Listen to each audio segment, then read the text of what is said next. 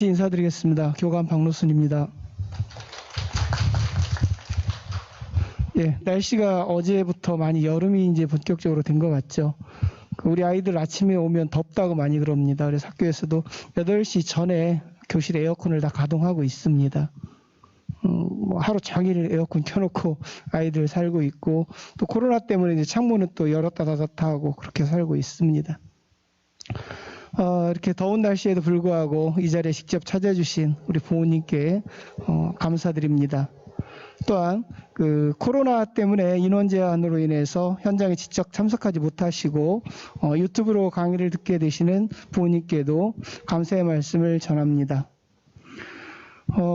오늘 이렇게 어려운 걸음 하셨는데 부모님들이 알차고 유익한 그러한 시간이 될 수 있도록 우리 진로부에서 부장님을 비롯한 진로부 선생님들이 오래전부터 고생하셔서 이 프로그램을 알차게 준비하셨습니다. 방금 부장님 말씀하셨듯이 오늘 강의를 맡으실 선생님께서는 서울특별시 교육연구정보원 대표 강사님이시기도 하고, 또 2015 교육과정의 진로와 직업의 교과서를 직접 집필하기도 하신 그러한 훌륭하신 선생님이십니다. 얼마 전에 중간고사 성적표 다 받으셨죠? 어떻게 만족하셨나 모르겠습니다. 만족이라는 게 어디를 기준을 삼아야 될지 모르겠지만, 자, 그래, 우리 아이들 참 열심히 하는 아이들 상당히 열심히 합니다. 잘한다 칭찬하면 안 될 일도 잘 될 것이고, 또 열심히 하려고 하는데도 넌 왜 이렇게 못해? 하고 자꾸 구박하면 더 안 되게 되겠죠. 그래서 물론 그렇진 않으시겠지만, 구박하고 그러진 않으시겠지만, 우리 부모님들께서 아이들을 많이 칭찬하고 격려하시는 말씀 부탁드리겠습니다. 왜 칭찬은 고래도 춤추게 한다는 그런 책도 있지 않습니까? 우리 아이들 많은 좋은 얘기, 칭찬 부탁드리겠습니다. 이제 6월 말 되면 기말고사를 보게 되고, 또 기말고사 끝나면 이제 여름방학이 되죠. 금년에는 여름방학이 좀 깁니다. 학사 일정 보셔서 알겠지만 한 달이 좀 넘습니다. 한 34일간 여름방학이 됩니다. 그래서 올여름에는 예년과 다르게 학교에서도 보충 수업도 3주간으로 계획을 하고 있습니다. 또 자율학습도 준비하고 있고요. 여름에 더울 때 학교에 나와보면 학교가 가장 시원합니다. 에어컨 빵빵하게 나와요. 그리고 요 밑에 3층에 자율학습실 보신 어머님도 계시겠지만 정리가 아주 정비를 깨끗하게 지난 겨울에 잘 해놨습니다. 그래서 아이들이 학습할 수 있는 좋은 환경을 갖춰 놨어요. 그래서 학교에서 준비하고 있는, 알차게 짜고 있는 보충 수업과 자율학습에 많이 참여했으면 좋겠습니다. 저는 아이들이 공부는 학교에서 하는 거라고 생각했으면 좋겠습니다. 학원은 보조적인 것이죠.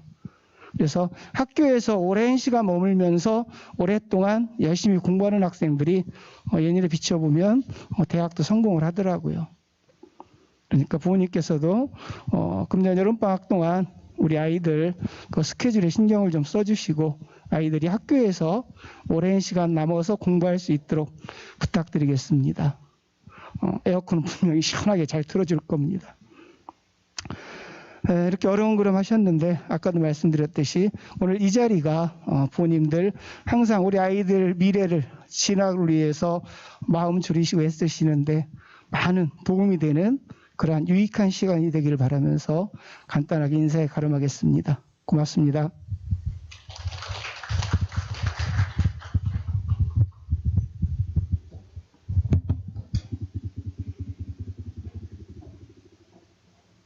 바로 그러면 장대림 선생님 강의 듣겠습니다. 박수를 맞아주세요. 네, 안녕하십니까. 방금 소개받은 명지고등학교 진로 진학 상담 교사로 근무하고 있는 장들림이라고 합니다. 반갑습니다.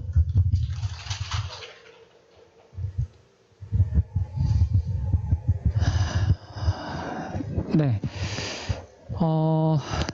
제 목소리가 잘 들리시죠? 네, 저도 대면으로 강의를 해본 게 굉장히 오랜만이라 오는 발걸음이 되게 설레고 좋았습니다. 네, 어머님, 아버님께서는 좀 무거우신 발걸음이실 수 있는데 제가 알고 있는 범위 내에서는 다 말씀을 드릴 텐데요. 사실 궁금하신 것이 많으실 거라고 생각을 합니다. 그리고 제 입장에서는 궁금한 많은 점들을 다 풀어드리고 가면 너무 좋겠는데 강의 중에 말씀드리겠지만 2021학년도에 고1, 2, 3 학생들 모두 다 생활기록부도 기재 요령이 다 다르고 대입 전형도 다 차이가 있습니다. 그래서 저도 알지 못하는 앞으로 일어날 일들 그리고 또 변수들이 많기 때문에 얼마만큼 어머님들의 아버님들의 마음이 속 시원해질지 모르겠지만 제가 최대한 풀어서 잘 해석해 드리도록 하겠습니다. 제가 8시까지로 알고 있는데요. 제가 강의 시간이 타이트할 것 같아요. 그래서 바로 시작하고요. 오늘은 학생부가 어떻게 대학에 반영되는지 그리고 또 어머님도 궁금해하실 2, 3학년도 대입 전형의 이해를 바탕으로 남은 학교 생활 어떻게 좀 잘하면 대입에 유리할 수 있는지 정도를 잘 풀어 해석해 드리도록 하겠습니다.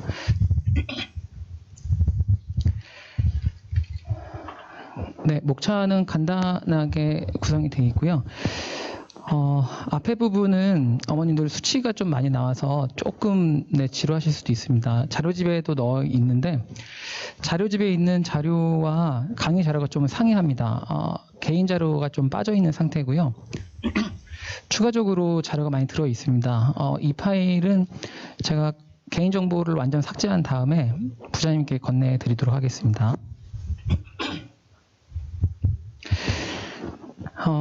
지금 현재 고2 학년이 보게 되는 2023학년도 대수능의 일정은 이미 공지되어 있고요. 나와 있습니다. 어머니 아시겠지만 22년도 9월 중순경에 원서 접수를 시작하고 약 90일 동안 전형이 이루어집니다. 그리고 발표가 나고요. 수시가 다 완료가 돼야지 정시를 시작하기 때문에 수시 모집 먼저 진행이 됩니다. 그리고 미등록 충원 등록 마감일이 12월 말까지 돼 있고요. 네, 그리고 수시가 다 마감이 되면 정시 일정이 시작되게 됩니다. 수시 합격자는 정시를 굳이 치를 필요가 없고요. 수시가 다 완전히 마감된 상태에서 정시가 시작하기 때문에 정시는 12월 27일로 되어 있고요. 29일부터 3일 이상 진행이 됩니다. 거기에 가나 다군에 한 군데씩 넣을 수 있고요. 꼭 다 넣어야 되는 건 아닙니다. 뭐 가군 하나만 넣을 수도 있고 가다 나다 넣을 수도 있고요. 그리고 합격자 발표가 나게 되고 등록을 하게 됩니다. 그리고 정시도 미등록 충원 등록 마감이 2월 중순 정도까지 이루어집니다. 수시와 정시가 다 마감이 되면 추가 모집을 진행하는데요. 추가 모집은 2월 말까지 모집이 진행됩니다. 올해 추가 모집도 되게 재미있는 사건들이 많았습니다. 중간에 더 자세히 말씀드리겠지만 체육교육과에 가려고 희망하는 아이가 실기를 치르지도 않고 추가 모집 기간에 뽑아간 사례도 있거든요. 대학들이 많이 힘들어서 수능 성적표를 받지도 않고 그냥 등록을 시켜주는 대학들이 생겨났습니다. 학생들에게는 좋을 수도 있지만 그 대학들이 지금 현재 1학년들이거든요. 대학교 1학년들. 내년, 내후년은 어떻게 될지는 장담할 수 없는 터라 분명히 독이 될 거라고 예상을 하고 있습니다. 어찌됐건 등록 기간은 23년 2월 말까지 마감이 되게 돼 있고요. 그 이후에는 이제 대학교 생활이 시작되거나 다른 생활을 좀 시작하게 되겠죠. 2월 말에 다 끝나게 됩니다. 대입 전형은 학생들이 많이 궁금해합니다. 특히 2학년 1학기가 되면 중간고사가 끝난 지금 이 시점, 중간고사와 기말고사 사이에 이 시점에 많은 아이들이 고민을 합니다. 내신 성적이 생각보다 계속 나오지 않아서 수능을 준비해야 하는지, 수시를 접고 정시를 가야 하는지 고민들을 많이 하고 있습니다. 실제 이건 단위 학교가 거의 동일하다고 봅니다. 제가 근무하고 있는 학교에서 동일하게 아이들이 많이 상담을 하고 있고요. 정시로 돌려야 될지 말아야 될지 많은 고민들이 있습니다. 내신을 잘 다져 놓으면 수시로 전형을 넣을 수 있고 수능을 좀 잘 보면 정시로 넣을 수 있다고 일반적으로는 알고 있습니다. 하지만 이게 공식처럼 되어 있지는 않고요. 앞으로는 좀 더 많이 혼재가 될 것 같고 방향이 많이 바뀔 것 같습니다. 그리고 지금도 많이 바뀌고 있고요. 아까 서두에 교장 선생님 말씀하셨지만 이제 모든 학생들의 성적과 대입에 관련된 것은 학교에서 좌지우지하게 되어 있습니다. 학교의 의존도가 높으면 높을수록 학생들의 입시 결과 또한 좋을 것이라고 예상을 하고 있고요. 이거는 저의 생각이 아니라 교육부의 기조이기도 하고 앞으로 진행될 고교학점제의 기조이기도 합니다. 그래서 학교를 믿고 따르시는 것이 훨씬 더 좋은 결과를 내실 거라고 저는 확신합니다.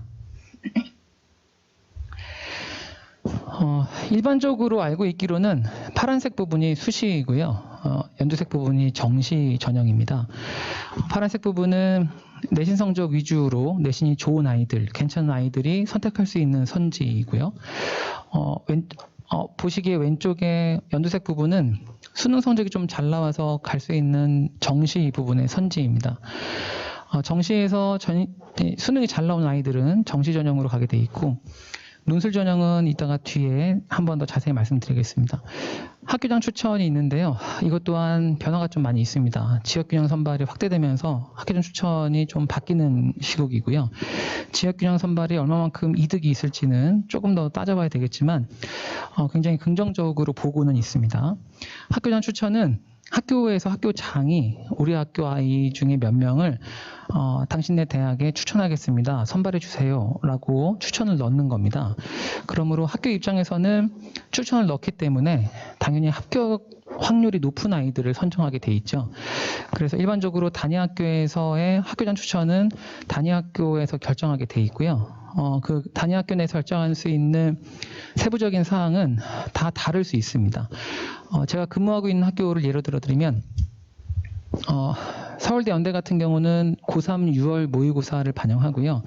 고려대 같은 경우는 고3 6월 모의고사를 뺍니다. 이렇게 조금 차이가 있고요.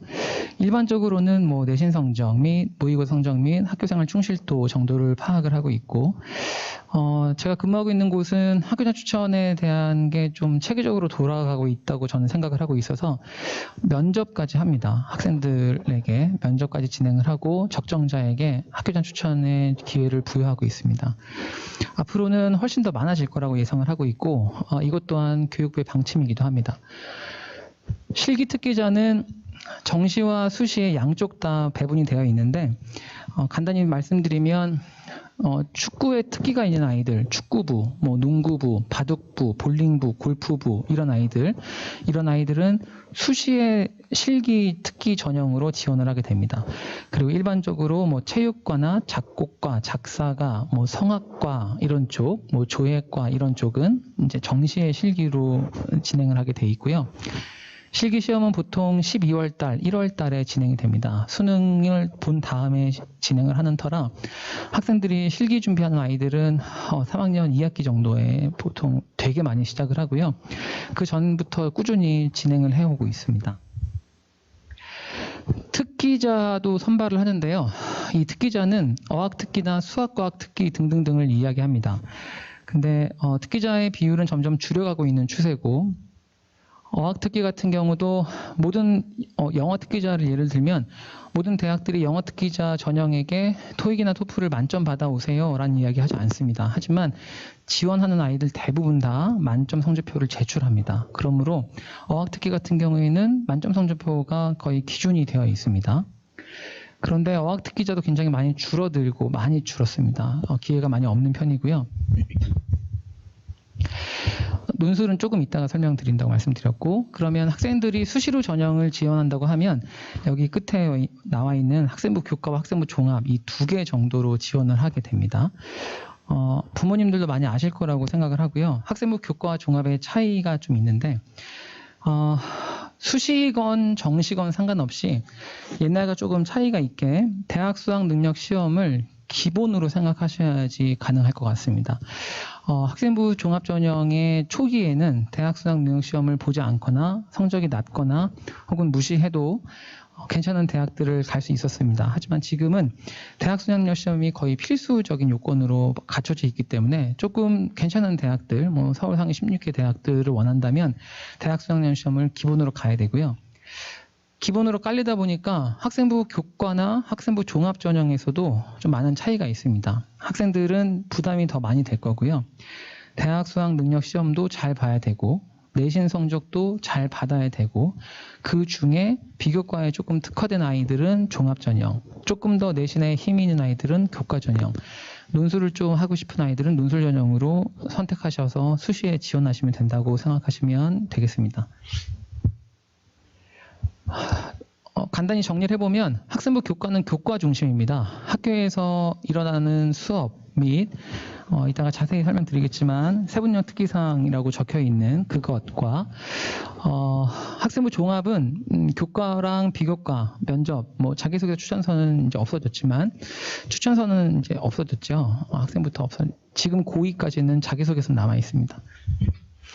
논술을 보게 됩니다. 그리고 학생부 수능 최저를 좀 보게 되고요. 학교 생활기록부도 참고를 합니다. 안 보는 학교는 거의 없고요. 위주 전형이란 이야기는 50% 이상 그 전형을 사용하겠다는 얘기입니다. 그러므로 논술 전형도 100% 논술로 볼 수 있는 곳은 없고요. 물론 몇 군데 있습니다. 뭐 학교장 추천을 대신해서 논술로 돌아가는 곳은 있지만 거의 대부분 다 60%, 70% 정도고 나머지는 여기 나와 있는 수능 최저나 학생부를 반영하게 되어 있습니다. 실기 위주는 아까 말씀드린 것처럼 실기 등 특기 등의 증빙 자료가 제출돼야 되고요. 체육 특기도 마찬가지입니다. 증빙 자료가 제출이 돼야 되고 어학 특기나 수학과학 특기 마찬가지입니다. 학생부 교과와 학생부 종합 전형의 차이를 조금 보시기 편하게 만들어 봤는데 교과 전형은 교과를 기본으로 깔고 있고 면접이나 수능 최저를 보게 됩니다. 사범대학교나 교대 그리고 일부 간호대나 의과대, 수의대, 치대 다 마찬가지로 면접은 기본으로 깔고 있고요. 면접을 보지 않는 곳들은 거의 없습니다. 물론 기타 등등 나머지 등등과는 면접 없이 진행되지만 면접이 특화되어 있는 과들이 몇 개 있습니다. 방금 말씀드린 그런 과들은 준비한 아이에게 면접도 굉장히 중요함을 알려줘야 될 것 같고요. 그리고 수능이 있는 교과 전형은 수능 최저가 걸려 있는 겁니다. 수능 최저가 맞춰져야지 교과가 힘을 발휘해서 합격을 하게 되고요. 물론 이제 뒤에 더 말씀드리겠지만 수능 최저가 많이 낮아져 있는 상태입니다. 한시적일지 아니면 코로나19 사태가 다 좀 마무리되고 나서도 계속 이어질지는 미지수긴 합니다만 지금은 일단 좀 낮아져 있는 상태라서 이것 또한 약이 될 수도 있고 독이 될 수도 있습니다. 학생부 종합 전형은 교과 위주로 선발을 하는 교과 전형과 조금 차이가 있게 비교과를 좀 보게 됩니다. 비교과는 좀 봉사활동이나 물론 지금은 하지 못하지만 동아리 활동 그리고 독서 활동 학교에서 일어나고 있는 자율활동 등등등을 모두 포함을 합니다. 전반적으로 포함을 해서 진행이 되기 때문에 학생들 입장에서는 교과 전형은 내신 성적 위주고 종합 전형은 비교과 위주다. 그러므로 동아리나 독서나 봉사활동이나 학교에서 하는 프로그램 잘 참여하면 내신이 조금 낮더라도 충분히 잘 갈 수 있다라고 착각합니다. 하지만 교과가 기본이 되어 있지 않으면 비교과가 아무리 좋다라고 하더라도 빛을 발하기가 어렵습니다. 보호자님께서도 비교과가 되게 우수해서 잘 간 아이들, 예를 들면 4.6인데 중대를 갔다든지 5점인데 서울 시립대 갔다든지 이런 예들을 혹시 알고 계실지 모르겠는데 그런 예들이 많이 알려져 있는 이유는 되게 독특하게 사례가 별로 없기 때문입니다. 일반적인 사례라면 그렇게 알려져 있지 않겠죠. 근데 그러지 않기 때문에 일어나는 일이라서 교과가 기본이 되어 있는 상태에서 그 교과를 좀 더 심화할 수 있는 비교과 활동이 연계된 경우는 종합전형에서 힘을 발휘하게 되고요. 사실 그게 종합전형의 핵심입니다. 비교과까지 채워진 상태에서 동일하게 면접 전형을 보는 학교들이 있고요. 실기나 논술을 보는 학교들이 있습니다. 학생에게 어떤 것이 유불리한지를 따져봐야 될 거지만 아까 말씀드린 것처럼 필수적인 학과들이 있습니다. 논술 전형 하고 싶지만 본인이 가고 싶은 학과가 논술로 전형을 뽑지 않으면 굳이 준비할 필요가 없는 것처럼 면접도 마찬가지입니다. 면접이 좀 약하지만 가고 싶은 학과가 면접 전형을 진행을 한다. 그럼 준비를 하셔야 되겠죠.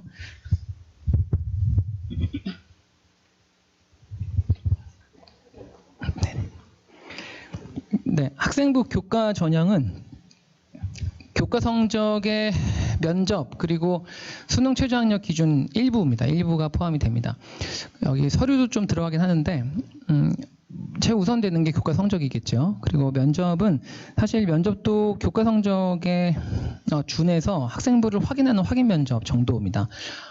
그리고 지원 동기도 묻기도 하지만 일단 교과 전형의 면접은 그 학과에 대한 면접보다도 생기부에 대한 확인 면접이 주가 되고 있습니다.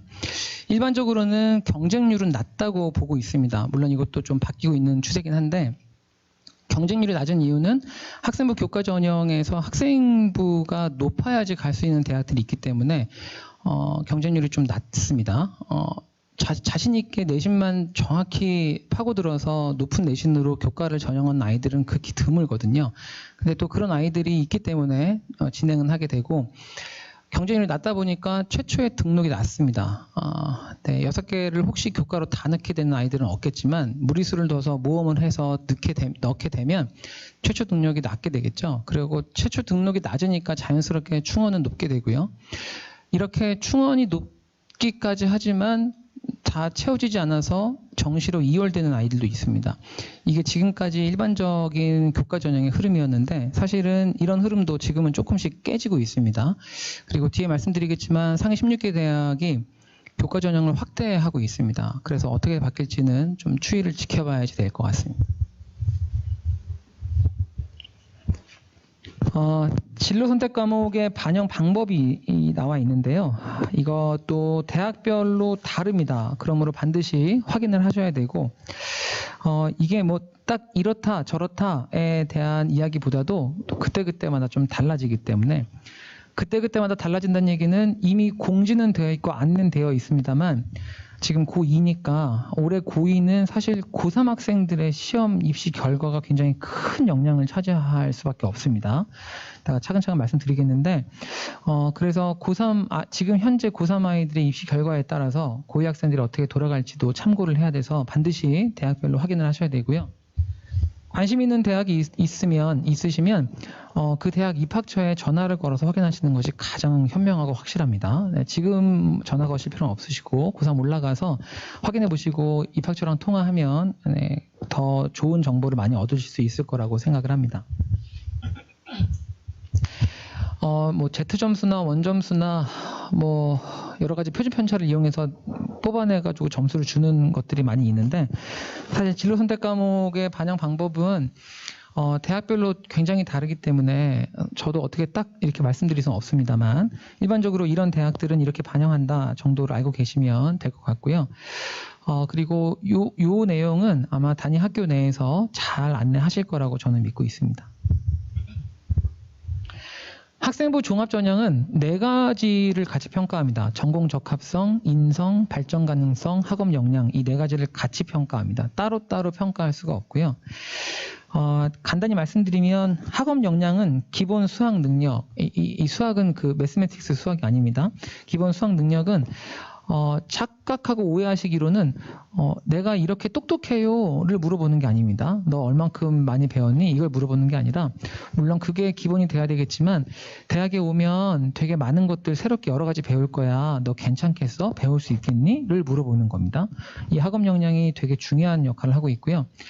전공 적합성은 학생들이 원하는 희망하는 전공에 적합성이 얼마큼 이루어져 있는지를 물어보는 거죠. 너 우리 학과에 오기 위해서 어떤 걸 준비했어? 이걸 물어보는 거예요. 근데 사실 전공 적합성은 딱 맞춰서 준비하기가 쉽지 않습니다. 뭐 경영학과다, 수학과다 이러면 가능하겠지만 뭐 우주환경 시스템 공학과다. 그럼 고등학교에서 일반적으로 전공 적합성을 채우기 위해 활동할 수 있는 게 거의 없거든요. 그러므로 전공 적합성 하나만 보고 넌 합, 불 이렇게 할 수가 없다는 얘기고요. 다 연동이 돼서 이어져 있습니다. 발전 가능성 또한 마찬가지인 거죠. 학생이 얼만큼 발전할 수 있겠느냐. 사실은 이제 어떤 일각의 의견들은 대학에서 보는 발전 가능성은 이탈률, 그러니까 중간에 대학을 그만두거나 휴학하거나 전과하거나 혹은 다른 학교로 입학하거나를 막기 위해서 좀 앞으로 두고 보자는 거였는데 그렇게 보는 시각도 있습니다. 근데 이렇게 생각하시면 조금 어떠실까 이해가 되실 것 같아요. 수학과를 지원하고 싶은 아이가 있는데 수학은 2등급입니다. 그런데 다른 과목들이 다 6등급이에요. 이런 아이가 하나 있고요. 또 수학과를 지원하는 또 다른 아이가 있는데 수학 등급은 7등급이에요. 근데 다른 교과가 다 2등급입니다. 그럼 누굴 선발해야 될까요? 고민될 거예요, 대학에서는. 어떤 아이는 전공 적합이 조금 높을 수 있고 어떤 아이는 발전 가능성이 조금 높을 수 있습니다. 그런데 또 다른 아이 한 명이 원서를 냈어요. 근데 그 아이가 전교과가 3등급이에요. 그럼 누굴 뽑아야 될까요? 네, 전교과가 3등급인 아이를 뽑아야 되겠죠. 물리학과에서 가장 좋아하는 아이는 물리도 잘하는 학생입니다. 물리를 잘하는 학생이 아니라. 그러므로 이렇게 세 개를 같이 보시면 어떤 한 개만 부각시켜서 합부를 나눌 수 없음을 이해하실 수 있으실 거고요. 인성평가는 사실 제 개인적으로 굉장히 중요하다고 생각합니다만 대학에서도 굉장히 중요하게 생각합니다. 인성평가는 사실 인성에 대한 평가를 할 수 있다 없다도 말이 많지만 인성평가는 자연스럽게 이루어지는 평가라서 합부를 나눌 때 학업 역량, 전공 적합, 발전 가능성에서는 합부를 뒤집을 수 있는 확률이 적은데 인성에서는 뒤집을 수 있는 확률이 큽니다. 그래서 인성평가는 잘 받을 수 있게 해야 되는 거고요. 사실 인성평가하는 게 어떤 거를 잘해야지 평가를 받느냐, 이거는 정답은 없습니다. 1년의 예로 서울대에서는 기존 면접 질문을 공개하는 걸 되게 꺼려합니다. 왜냐하면 서울대에서 면접 질문지를 공개를 하면 거의 바로미터가 되기 때문에 꺼려하는데 그럼에도 불구하고 면접지를 공개한 적이 몇 번 있었는데 그 중에 하나가 의과대학에서는 면접에서 인성평가를 굉장히 잘하려고 노력한답니다. 원래 서울대는 이제 멀티로 하는 면접으로 유명한데 학생들에게 이 질문을 던졌더니 10명 중에 2명꼴로 서울대에서 원하는 대답을 하고 나머지 8명 정도는 서울대에서 원하는 대답을 못하더라 였거든요. 근데 사실 따져보면 굉장히 어려운 질문도 아닙니다. 쉬운 질문인데 학생들의 인성을 쉽게 평가할 수 있다고 하더라고요. 어떤 질문이었냐면 양손을 사용하지 않고 신발끈 묶는 방법이 뭐예요? 를 물어봤대요. 그럼 학생들은 고민을 하죠. 양손을 안 쓰고 어떻게 이걸로 묶어야 되나? 근데 서울대에서 원하는 대답은 친구에게 부탁하기예요. 아주 간단한 거죠. 나 양손 못 쓰니까 좀 묶어줄래? 이거거든요.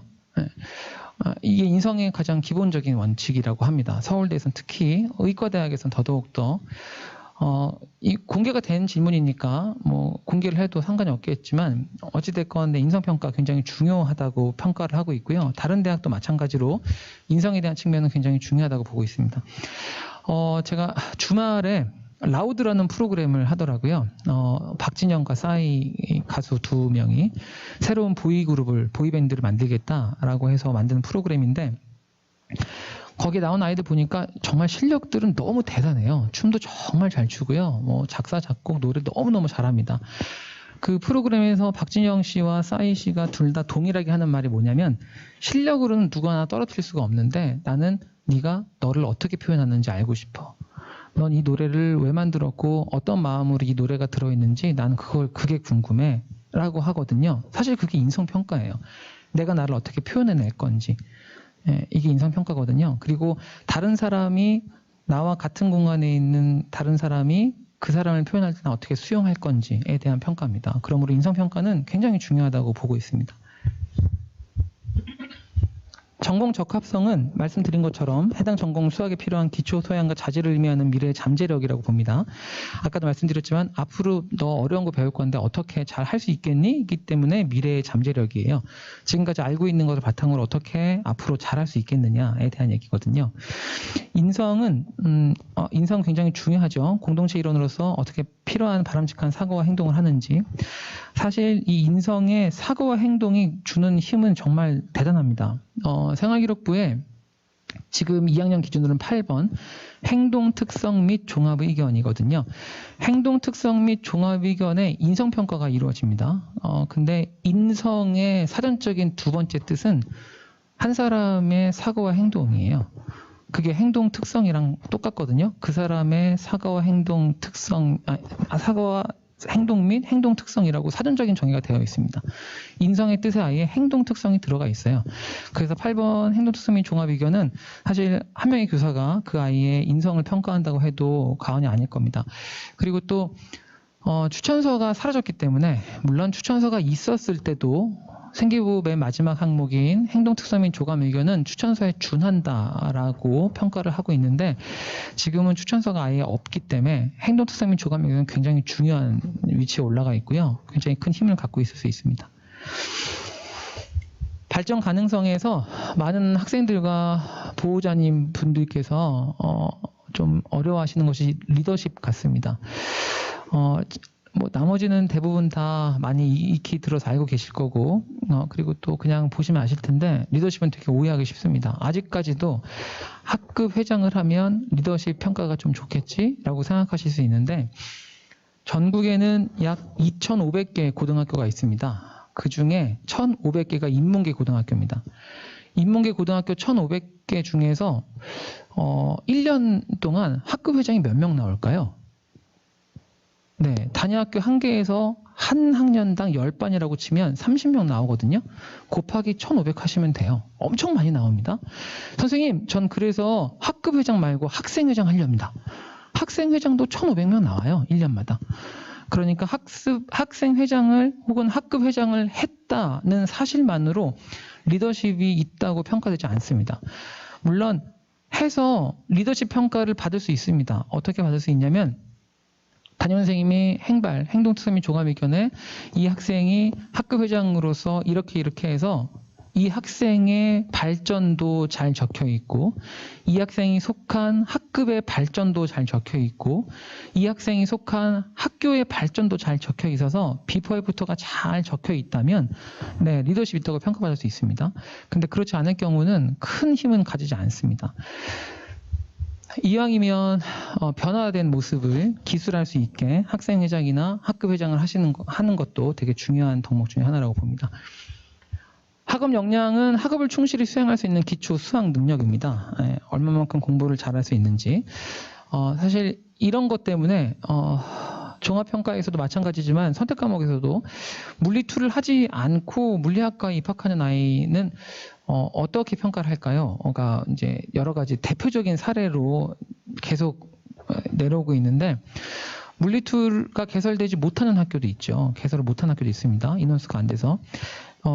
제가 근무하고 있는 학교 근처에 있는 학교도 뭐 예를 들어 과학 한 과목에 선택 과목 신청자가 13명밖에 안 나왔어요. 그러면 학교에서는 개설을 할 수도 있거든요. 근데 하는 것이 얼마큼 이득이겠느냐를 따져봐야 돼요.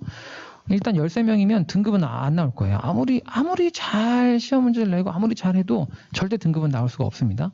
그렇다면 학생들에게 더 이득이 되려면 이거를 해야 되는지 말아야 되는지 고민이 될 거예요. 그래서 학업 역량을 보자면 너무 기본적인 학업 역량은 당연히 기초가 돼야 되겠지만 그 위에 플러스 알파를 어떻게 학교에서 해결했느냐에 대한 얘기고요. 요거 관련해서 이따가 뒤에 슬라이드에서 조금 더 자세히 설명드리겠습니다. 제가 시간이 많이 없어서 말을 빨리 하고 있는데도 불구하고 시간이 제 말보다 빨리 가고 있네요. 네, 엄청 빨리 갑니다. 조금 더 말이 빨라질 수도 있을 것 같은데, 네, 괜찮으신지 모르겠습니다. 일단 네, 최대한 해보겠습니다. 4개의 영역 중에서 학생부 종합전형 평가 의존율이라는 게 있는데 이것도 조금 된 자료긴 합니다만 이 정도로 평가가 되고 있습니다. 일단 대입 전형도 마찬가지고 고등학교의 공교육도 코로나 이전과 코로나 이후로 나뉠 것 같은 느낌이 들어요. 그래서 기존의 자료가 얼마큼 신뢰가 있고 얼마만큼 믿음직스럽고 역량이 있을지는 저도 사실 코로나가 아직 안 끝난 상태라 미지수긴 한데 제가 중요하게 보는 것은 매우 높음의 인성이 7.7%. 어떻게 보시면 왜 이렇게 적지라고 할 수 있는데 아까 말씀드린 것처럼 합부를 뒤집을 수 있는 힘을 갖고 있기 때문에 매우 높음이 적다고 생각하시면 더 편하실 겁니다. 학생부 종합전형 평가 유서별 생활기록 내용인데 이런 것들이 좀 이루어질 수 있다고요. 활동의 핵심이 되게 중요합니다. 물론 이제 이 내용은 코로나 상황이어서 비교 활동을 제대로 하지 못하기 때문에 조금 예시를 들기에 안 맞을 수도 있지만 2학기는 전면 등교를 한다는 이야기가 많이 있죠. 뒤에 한 번 더 말씀드리겠는데 전면 등교 할 것 같습니다만 일단 동기를 잡는 것이 중요하죠. 어떤 활동을 하기 전에 동기를 잡는 건 굉장히 중요합니다. 동기가 학교 수업 시간 내에 들어있으면 가장 이상적입니다. 예를 들어 지구과학 시간에 지구 환경이 얼마큼 더러워지고 있는지, 인간이 얼마만큼 지구에 몹쓸 짓을 하고 있는지를 배웠어요. 그래서 지구를 좀 더 깨끗하게 바꿔봐야 되겠다라는 동기를 가졌습니다. 그래서 내가 어떻게 하면 할 수 있을까 좀 알아보다 보니까 실행할 수 있는 것 중에 하나가 우리 반에 분리수거 담당자를 뽑고 있대요. 그래서 분리수거 담당 내가 한번 해봐야 되겠다. 제대로 잘 해봐야지. 그래서 분리수거 담당을 제가 하겠습니다. 라고 해서 분리수거 담당을 시켰어요. 그래서 잘 1년 동안 실행을 했습니다. 분리수거 잘할 수 있게 학생들에게 안내도 하고 표지 예쁜 거 뽑아가지고 되게 쉽게 할 수 있게 하고 학생들이 분리수거 하는데 어려움 없게 잘 만들어서 환경을 조성했더니 1년 동안 우리 학급이 다른 학급에 비해서 굉장히 깨끗해지고 여름에 냄새도 안 나고 분리수거가 굉장히 잘 됐다고 여러 선생님들이 칭찬을 합니다. 그러면 담임 선생님이 쓸 수 있겠죠. 행동 발달 특기사항이나 자율활동 정도에 이렇게 됐다더라 쓸 수 있습니다. 근데 거기서 끝나는 것도 굉장히 바람직한데 이 활동을 이어주는 화살표가 필요합니다. 이렇게 1년 동안 활동했던 그 학생이 2학년 올라가서 학년을 올라가서 봤더니 사실 1년 동안 했던 활동이 그렇게 어렵지 않았거든요. 그래서 우리 학급 말고 다른 학급도 잘하면 조금 노력하면 되게 쉽게 될 것 같아서 동아리를 만들었어요.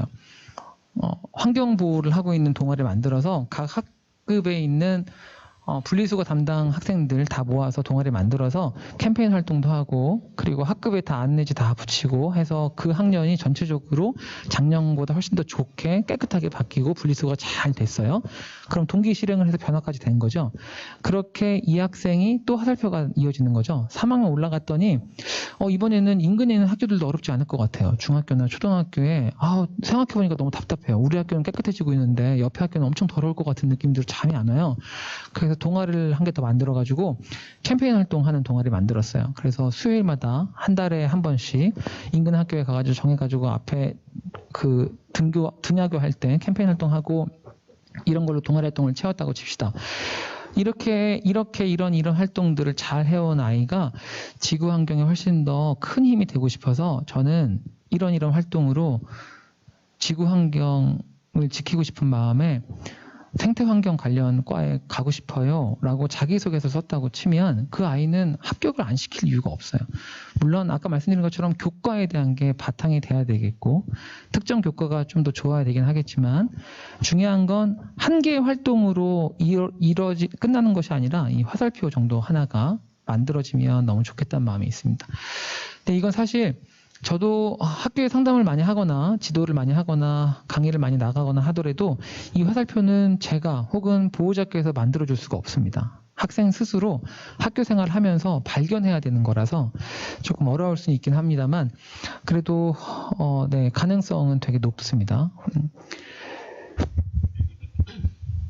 논술 위주는 수도권 중심의 36개 대학에서 11,000명 선발합니다. 11,000명 되게 많은 것 같지만 사실 굉장히 적은 숫자입니다.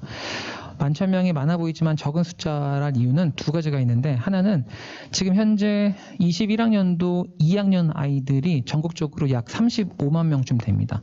10%가 35,000명이고요. 1%가 3,500명이죠. 그럼 3% 정도 안에 들면 되는 거예요, 사실은.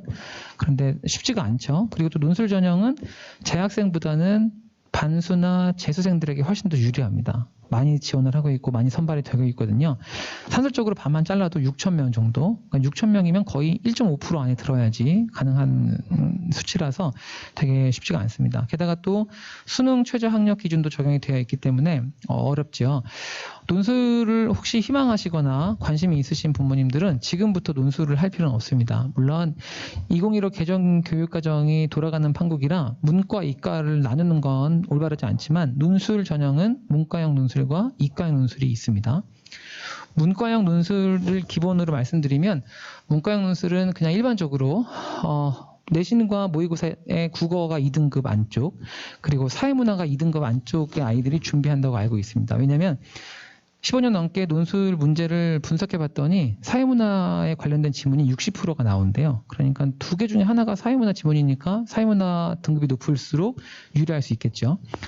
논술학원에선 이 얘기를 하는지 안 하는지 모르겠지만 사실 대한민국 입시 논술에는 답이 없습니다. 답이 있습니다. 답이 없는 논술은 서울대 하나밖에 없고요. 다 답이 있거든요. 답이 있는 이유는 아주 간단해요. 제가 논술 전형 지원을 했어요. 불합격됐어요. 학교에 전화가 옵니다. 입학처에 전화가 와서 저 왜 불합격됐는지 궁금해요. 저 몇 점이에요? 합격 커트라인은 몇 점 나왔나요? 대학은 대답할 수 있어야 되거든요. 점수를 준다는 얘기는 채점 기준표가 있고 채점 기준표가 있다는 얘기는 답이 있다는 얘기예요. 그래서 논술은 답이 있습니다.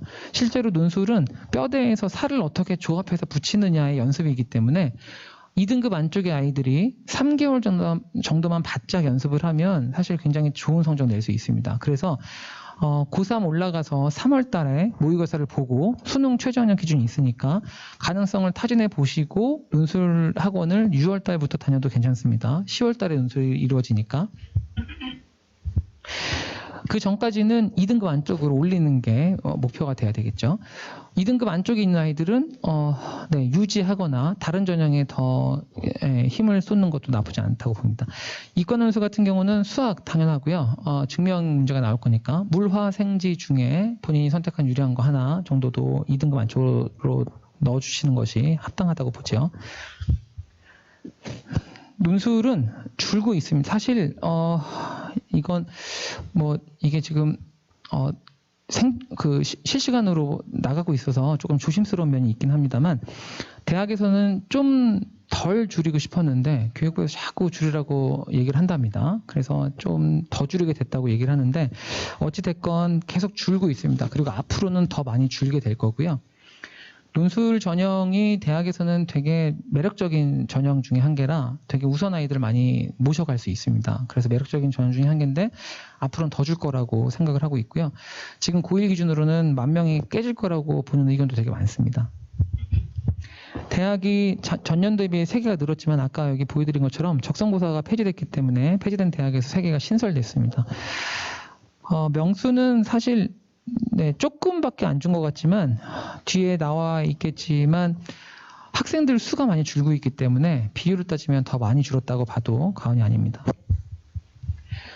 지역균형 전형이 신설됐습니다. 지역균형 선발 10% 학생부 교과 위주로 전형으로 선발을 거서 권고했고요. 권고가 조금 아쉽긴 합니다만 학생부 교과 중심의 지역균형 전형으로 변경되었고 운영하지 않는 대학들은 전형을 신설. 그래서 총 42개 대학에서 12,000명. 많이 뽑아요. 논술보다 많이 뽑습니다. 12,000명이면. 지역균형 전형은 아주 간단합니다. 지금 예술의 전당에서 전시회 하고 있거든요. 전시회 되게 좋은 거 하고 있습니다. 좋은 거 하고 있는데 학교에서 전시회 갔다 오기도 합니다. 되게 유명한 작가 전시거든요. 근데 사실 이제 서울에 있는 아이들은 되게 쉽게 갔다 올 수 있지만 순천에 있는 아이들은 예술의 전당을 오려면 거의 하루를 다 투자해야 되거든요. 왕복을 해야 되니까. 조금 애매하죠. 근데 이건 서울에 있기 때문에 이득이 있다? 아니요. 그렇게 생각하지 마시고요. 순천 습지가 있습니다. 굉장히 좋거든요. 생태 환경을 공부하기 너무 좋은 곳이에요. 근데 서울에 있는 아이들이 생태 습지를 좀 체험해 보려고 순천에 내려갔다 오면 이게 너무 힘들잖아요. 이런 지역의 편차를 좀 줄이고자 함입니다. 그래서 서울대에서 마찬가지고 지역 균형 선발을 교육부도 마찬가지고 많이 신설하고 늘리고 있고요. 앞으로 더 늘어날 거라고 합니다. 교육부에서도 늘리는 게 기조이기도 합니다. 지금 2023학년도의 총 모집 인원은 34만 9천 명입니다. 그러니까 2, 3학번 아이들이 만들어지는 명수가 34만 9천 명이고요. 그리고 수정시의 비율 또한 왔다 갔다 합니다. 정시가 늘어난다, 정시가 줄어든다 되게 말이 많지만 중요한 핵심은 정시 수시를 줄이고 늘리고보다도 아이들의 인원이 엄청 빨리 줄고 있는 것에 함정이 있습니다. 그래서 비율보다도 명수가 더 중요할 것 같고요. 각 대학들은 조금 대학들이 원하는 방향으로 정시 수시의 아이들을 선발하려고 노력을 하고 있고 전형을 조금 잘 구성을 하려고 하고 있습니다. 대학에서는 정시보다는 수시를 더 원한다고 합니다. 근데 교육부에서는 정시를 좀 선발하라고 하고 있죠. 이 싸움이 어떻게 될지는 잘 모르겠으나 먼 얘기지만 3학년 2학기 성적까지 대입에 반영이 돼야 되고 3학년 2학기 성적에 준하게 수능도 정기고사처럼 들어가야 한다라는 의견도 되게 많습니다. 그렇게 되면 수능이 절대평가가 될 것 같고요. 절대평가가 되면 약화가 될 것 같고, 그럼 정시랑 수시랑 통합이 자연스럽게 될 것 같죠. 먼 얘기이긴 합니다만 그럴 수 있습니다. 지금 이 자료는 자료집에 다 들어 있어서 참고하시고 확인할 것만 제가 몇 개만 보고 가겠습니다. 학생부 교과랑 종합은 학생들이 많이 혼동하는 것 중에 한 개고, 보호자님들도 많이 혼동하시는 것 중에 한 개입니다. 학생들에게 물어보면 너 학생부 종합이랑 교과 중에 뭐 준비해? 그러면 종합, 물론 단위학교 차이가 좀 있습니다만 종합 준비합니다 라고 얘기해요. 교과는 준비 왜 안 하니? 물어보면 내신 등급이 낮아서 교과 준비 못해요. 저는 내신 등급 낮으니까 조금 더 비교과 열심히 해서 종합 가려고 해요 라고 얘기하거든요. 교과랑 종합 중에 어떤 전형이 더 많이 뽑을까요? 교과가 훨씬 많이 뽑습니다. 약 2배를 뽑거든요. 근데 아이들은 종합 전형 준비한다고 합니다. 이유는 아주 간단해요. 서울 상위 16개 대학이 80% 가까이 종합으로 선발합니다. 그러므로 서울 상위 16개 대학 가려고 종합 준비하는 거거든요. 매년마다 이게 반복되었기 때문에 교육부도 알고 있고, 수시 정시의 필요성이 얼마만큼 대두되고 있고 또 되게 논쟁이 많았었기 때문에 교과 전형을 늘리라고 많이 압박을 했죠. 그러니까 상위 16개 대학이 지금 교과 전형을 많이 늘려놓은 상태입니다. 학생부 교과 전형 운영을 수도권 주요대를 보자면 계속 이렇게 늘어나고 있습니다. 전체가 조금씩 늘어나고 있고요. 중요한 건 교과 전형이지만 비교과를 보게 되고요. 서류 전형이 있습니다. 그리고 교과 전형인데 수능 최저가 없는 곳도 있고요. 물론 이제 없는 대학들은 없을만 하니까 없는 겁니다. 그리고 학생부 교과 100% 보는 대학도 있죠. 한양대학교는 옛날부터 그렇게 진행을 해왔고요. 당연히 순서가 없고요. 그래도 잘 갑니다. 한양대학교는. 네. 네. 이것도 참고만 하시면 될 것 같고요. 고른계 특별 전형이 계속 비율이 증가하고 있습니다. 이건 더더욱 더 증가할 것 같고요. 이건 자연스럽게 증가가 될 수밖에 없습니다. 지금 여기는 빠져 있지만 청소년 통계 자료가 매년 갱신돼서 나오고 있습니다. 2020 청소년 통계라고 검색하시면 나오는 통계 자료가 있는데 거기에 보시면 다문화 아이들이 계속 늘어나고 있어요. 계속 유입이 되고 있기 때문에 좀 더 많이 늘 겁니다. 그래서 고른계 전형에도 변화가 생길 것 같고요. 고른계 전형이 얼마만큼 느느냐에 따라서 지금 현재 학생들이 유불리를 따져볼 수는 없을 것 같고요. 고른계가 되게 여러 가지 전형이 있기 때문에 다자녀도 되게 말이 많았었죠. 2명, 3명, 이제 4명까지 늘려야 되는 거냐, 뭐 이런 것도 있고요. 되게 여러 가지 말이 많습니다만 어찌됐건 고른계 특별 전형이 계속 늘고 있습니다. 지역 인재도 아까 말씀드린 것처럼 약 12,000명이 들어가기 때문에 그것도 계속 늘어나고 있고요. 이것도 궁금하실 것 같아요. 어머님들께서는 선택 과목 지정 현황인데 물론 이제 이 대학들이 뭐 대표적인 대학들이긴 하고 그리고 여기 나와 있는 이 다음 슬라이드에 나와 있는 대학들의 이름들을 보시면 아시겠지만 일단 열심히 해야 되는 대학들이 많이 있습니다. 중요한 거는 문이과 통합됐기 때문에 정말 문이과가 통합이 돼서 사회과학 직업, 사회과학 중 그냥 아무렇게나 선택할 수 있게 만들어준 게 약 200개 대학이라고 생각하시면 될 것 같습니다. 굉장히 큰 변화고요. 수리 영역에 관해서는 정말 많은 말들이 있습니다. 수리 영역, 뭐 확통 기백이랑 뭐 어떻게 되느냐 마느냐 되게 말이 많은데 이것 또한 저는 좀 조심스럽습니다. 이 단위학교가 갖고 있는 기조도 있고 또 학교의 현황에 따라 상황에 따라 좀 다를 수 있기 때문에 네, 그거는 학교에서 나오는 얘기를 잘 참고하시면 되겠습니다. 미적분 기하 중 선택 그리고 확통 그리고 미적분 기하 중 확통이랑 다 선택하는 게 있고요. 이 정도로 생각하시면 될 것 같고 학교급 이 정도의 수준의 학교급을 노리시는 학생들도 이 정도의 자료를 참고하시면 될 것 같습니다. 이건 자료 찍으셔도 되고요. 자료는 제가 개인정보 빼고 나머지는 부장님한테 드리도록 하겠습니다. 그리고 이것도 마찬가지입니다. 사회탐구 영역에는 2개 대학만 남아있고 과학탐구 영역에서도 수도권 지역의 의학과 그 약학과가 되게 말이 많죠. 약대가 다시 돌아가는 판국이라 그것도 참고해서 알아두시면 좋을 것 같고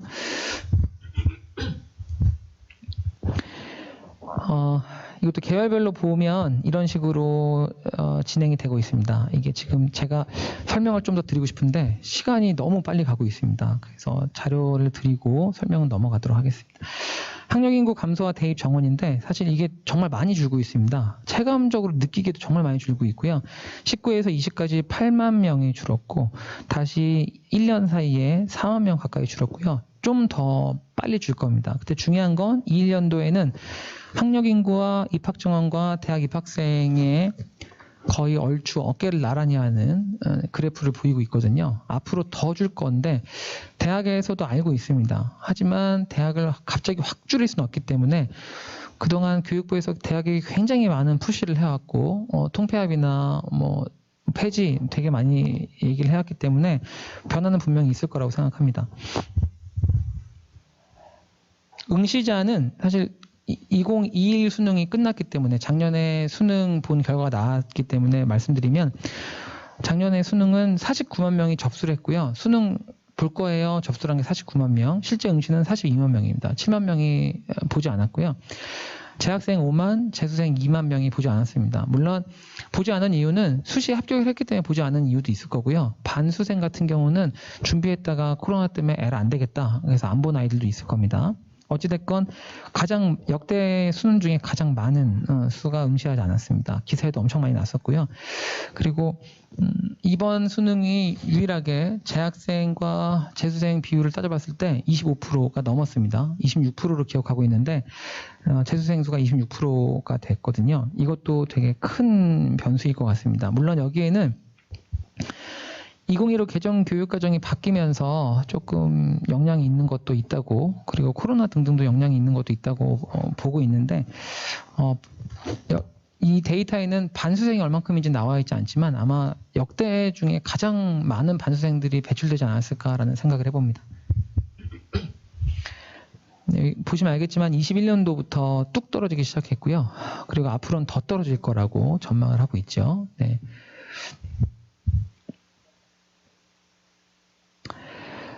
학교생활기록부는 완성 학년이 돼서 전체 생기부가 다 펼쳐지면 아마 이런 모양이 될 것 같습니다. 근데 이 학교생활기록부의 대표적인 예는 지금 대학교 1학년짜리 아이고요.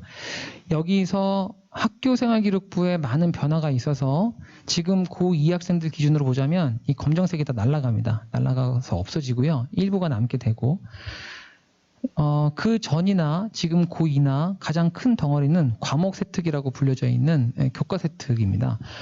이거는 아시는 분들 아시겠지만 담당 수업 교사가 그 학생의 특기를 적게 돼 있는데 세분류 특기 사항이기 때문에 특기가 있어야 적는 겁니다. 그런데 교육부의 방침은 모두 다 적어줘라. 특기가 있건 없건 특기가 없는 게 말이 되냐? 네가 수업을 했는데 어떤 특기로 되지 않겠니? 무조건 다 적어줘야 된다라고 1부터 9등까지 다 적게 되어 있습니다. 사실은 행동특성 및 종합의견이 되게 힘이 있다고들 알고 계셨을 수도 있는데 사실 행동특성 및 종합의견보다 훨씬 더 힘이 있는 것은 과목 세특입니다. 행동특성 및 종합의견은 학생이 졸업할 때까지 3명의 담당교사가 1, 2, 3학년에 써주게 되어 있지만 과목 세특 같은 경우는 많이 써주게 되면 약 60명, 80명의 교사가 적게 돼 있어요. 어떤 게 힘이 있는지는 더 말하지 않아도 아실 거고요. 전공에 따라서 학과에 따라서 정확한 학과의 특색을 파악하고 싶으면 대학은 당연히 과목 세특을 볼 수밖에 없습니다. 과목 세특이 갖고 있는 힘은 정말 큽니다. 정말 커서 과목 세특만 남아있는 지금 현재 2021학년 연도에 지금 2학년 학생들 기준으로 보자면 이만큼이라고 말씀드렸잖아요. 과목 세특이 거의 절반 이상입니다. 그래서 아까 초반에 말씀드린 학교의 의존도가 높아질수록 결과는 좋습니다에 대한 게 이거예요. 네, 느낌이 오시겠죠? 얼마만큼 과목 세특이 잘 적혀지고 활동을 잘 하느냐에 따라서 그 아이의 합격이 좌우될 수 있습니다.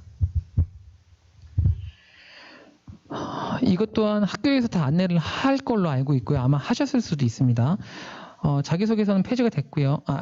지금 고1부터 폐지가 되고요. 교사 추천서는 폐지가 됐습니다. 추천서가 들어가지 않게 되고요. 여러 가지가 많이 바뀌게 됩니다. 바뀌게 되고 생기부도 마찬가지로 반영과 미반영, 미기재가 많이 바뀌게 되는데 중요한 건 지금 고2가 가장 사실 중요합니다. 고1은 반영되는 게 거의 없기 때문에 아마 고1 기준으로 보자면 이 중에서도 몇 개 더 처지게 될 거예요. 더 적게 되기 때문에 사실 고1은 과목 세특만으로도 평가를 할 수 있을 것 같아요. 근데 고2는 그게 아니거든요. 고2가 어찌 보면 생기부를 기재할 수 있는 마지막 학년이라고 보시면 돼요. 네, 고1이 되면 기재를 하고 싶어도 반영이 되지 않는 게 대부분 다라서 잘 활용할 수 있어야 될 것 같습니다. 특히 독서활동 같은 경우인데 코로나 때문에 이런 일들이 있었어요.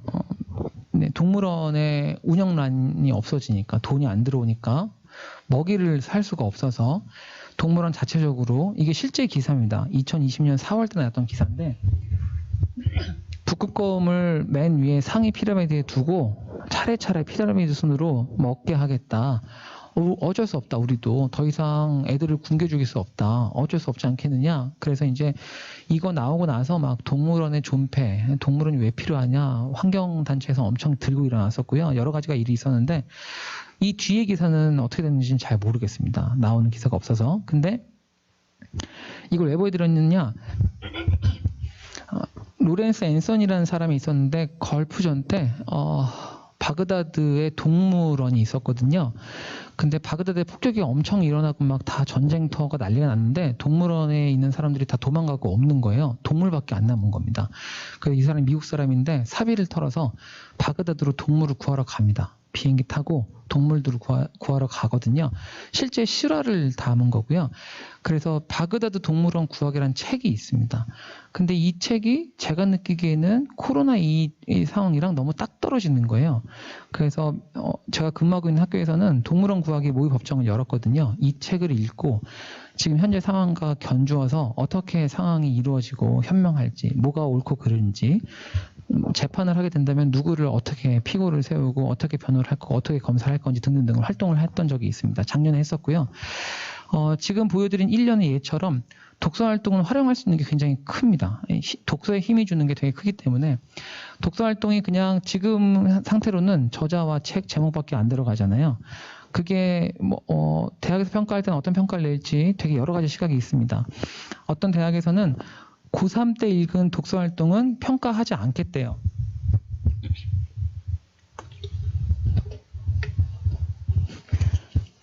왜 평가하지 않겠냐고 얘기하냐면 6월 달에 원서를 내고 9월 달에 평가가 될 건데 3, 4, 5월 달에 읽은 책이 2, 3개월 사이에 네가 어떻게 소화했겠니? 우린 믿지 않아. 너 1학년 때 읽은 책만 믿을 거야. 라고 보는 대학도 있고요.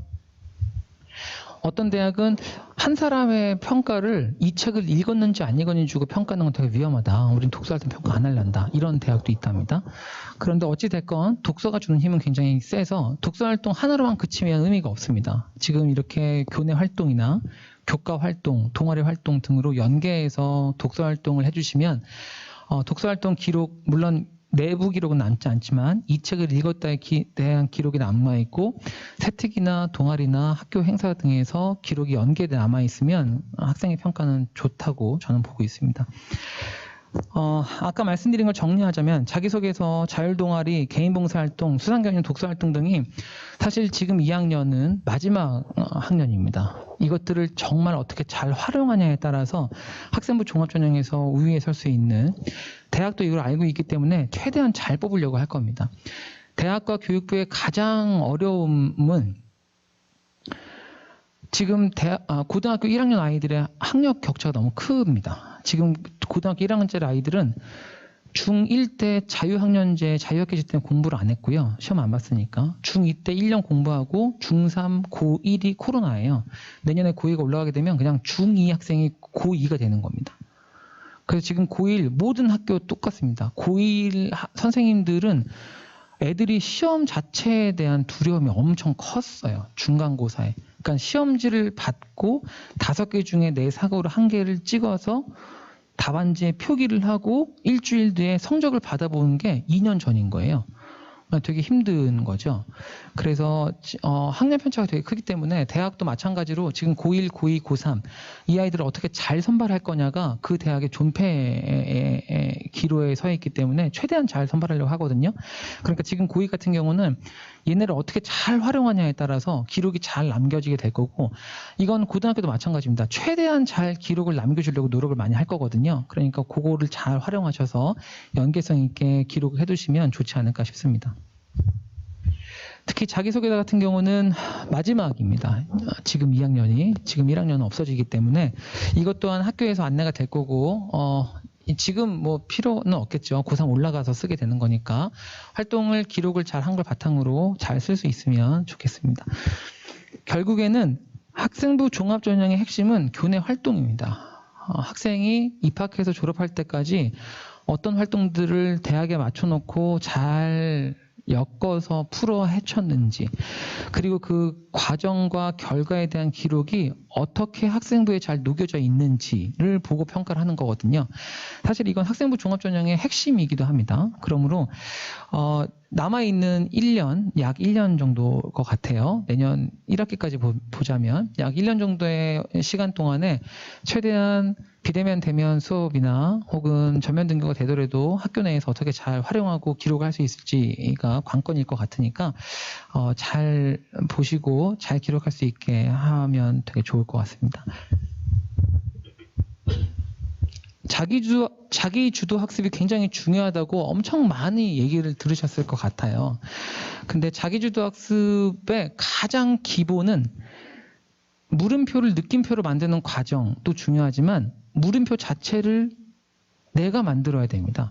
학생 스스로 갖고 있는 호기심으로 만든 물음표를 느낌표로 바꾸는 과정을 학교 내에서 얼만큼 잘 풀어 해석했느냐, 그리고 그것이 기록으로 다 기록이 되어 있느냐를 보자는 거거든요.